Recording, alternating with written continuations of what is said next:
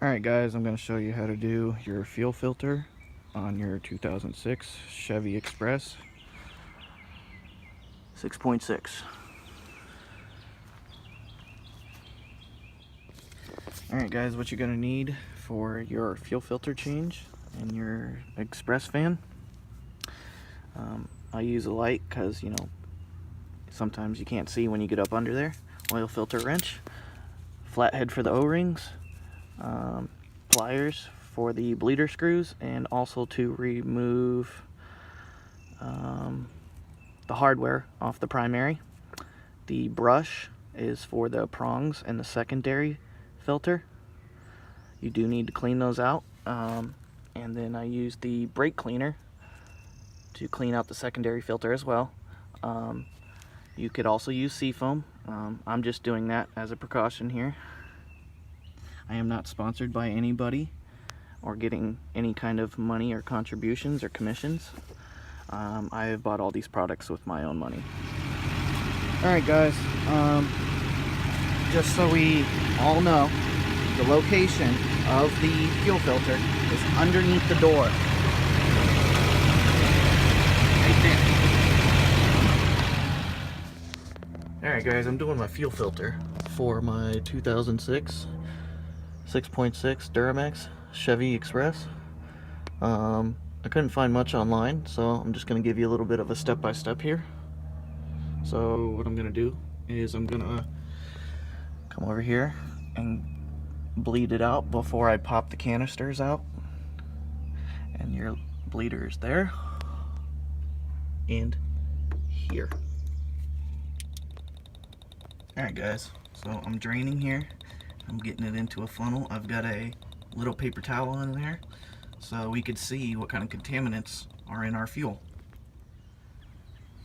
Alright, so side note guys, when you use your oil filter wrench and you loosen the first one, a little bit more diesel will come out, so keep that funnel ready. But I'll just give you a look. This is what was in my diesel.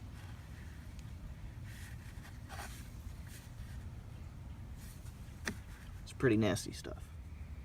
Alright guys, don't forget to take the hardware off the old one, put it on the new one. Don't forget to change that O-ring, get some diesel around it. You could use pliers to get off the hardware. It's not hard at all. Alright guys, I'm doing a little makeshift here. You can prime the motor and kind of like put everything back in empty, but what I'm doing is I'm running a little filter through with a paper towel in there and kind of, just getting it in there.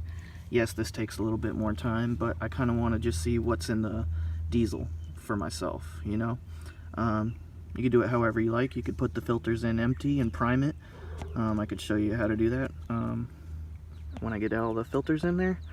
But just to give you an idea, that was in my diesel. And more.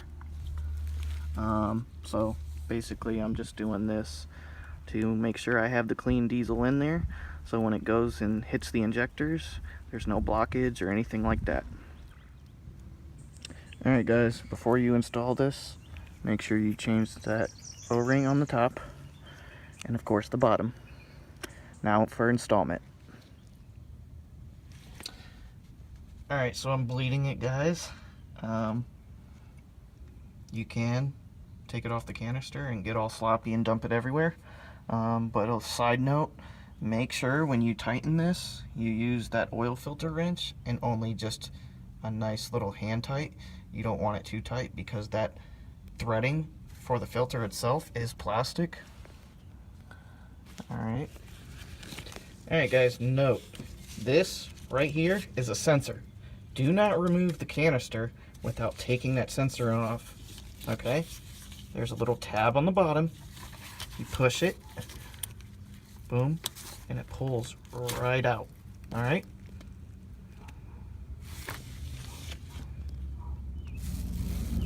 Alright guys, now this is the inside of the secondary filter. Now you see those two prongs there? That's where your sensor is, and that's when it detects if you have water in your diesel or if you have an excessive amount of contaminants. Now what I'm going to do is I'm going to take brake cleaner and I'm going to clean it out. Alright guys, so after a few sprays with the brake cleaner, it still was dirty. Those prongs were still dirty. So what I did is I grabbed a little brass brush and I brushed them down and cleaned them. And then I went over and I cleaned it again with brake cleaner. Now remember guys, to change your O-rings, it's very important. Alright guys, this is an extra step I did myself. What I did is I used seafoam and I did half of the can in the first filter, and then I'm going to do the other half in this one. So of course I'm going to filter through some of the diesel, and then I will show you everything of the after results of the paper towels that I used for funneling, and then I will open the old filters and everything. Alright, this was in the secondary filter housing. All that gunk. Just imagine that running through your injection pump and your injectors. This is what causes problems if you don't change your filter. Alright guys, I had leftover diesel. I ran it through a couple of funnels and cleaned it. I'll show you guys that here in a second, what those paper towels look like. But yeah, I'm putting it back in because I figure I shouldn't waste it. Alright, you don't have to do this step, but I did. I went to Walmart and I found a bunch of these for $7, so I bought all of them because they're usually about 15 bucks anywhere else you go. You don't have to do this like I said, but this is something I did, just a little bit of extra maintenance, I guess. Alright guys, when you are priming your fuel lines after you just change the filters, and if you put them in empty, make sure you turn the vehicle on to the run position. Do not turn it on. You're going to hear the fuel pump running. Let it run. And you're going to hear a little bit of, you know, you might hear some air in there. You might hear fluids moving around. Let it run its course. So what you're going to do is you're going to run it on the on position for about 20 seconds or so. And you're going to do it a second time for another 20 seconds, and you're going to repeat that again for the third time. But the third time you're going to want to do it for 30 seconds. And you're going to want to make sure you listen to that fuel pump.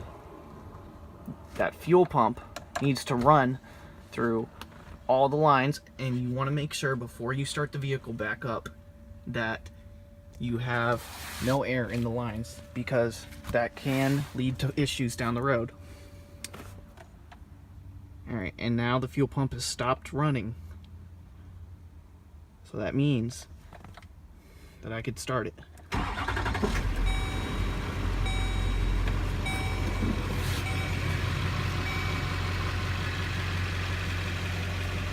Now, if you start the vehicle and it starts to sputter up and down, kind of like low RPM and high RPM, you need to turn it off and you need to start that cycle over again.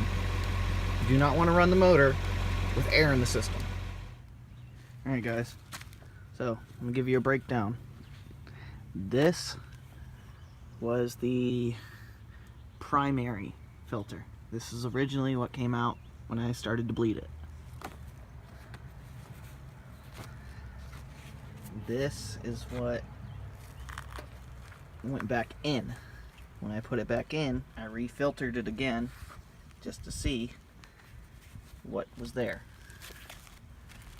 Okay, now here's the secondary.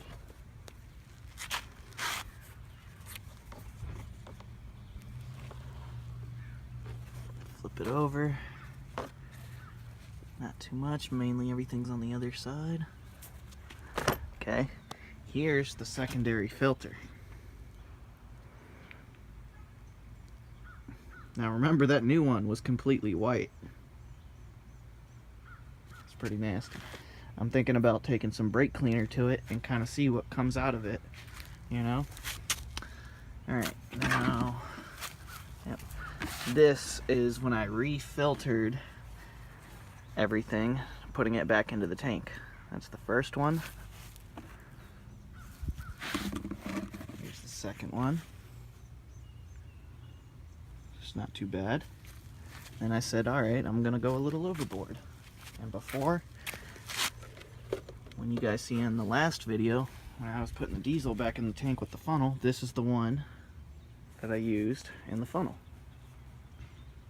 It's not bad at all. Just a couple of specks here and there, but I refiltered it just because I wanted to see what was all coming out of that stuff.